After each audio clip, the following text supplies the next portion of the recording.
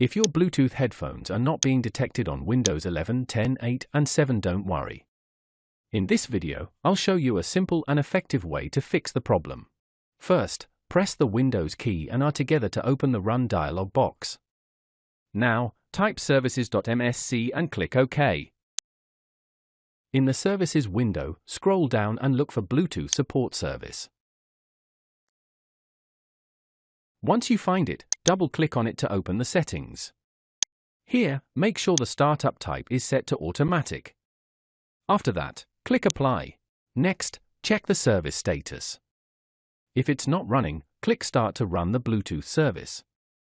Once the service is running, click OK. If the service doesn't start the first time, try restarting it from here and make sure it's running properly. Now for the final step. Restart your computer. After your PC turns back on and you're at the desktop, go back to Bluetooth settings and try adding your Bluetooth headphones again. Your headphones should now be detected and ready to use. That's it. I hope this video was helpful. Thanks for watching, and I'll see you in the next one.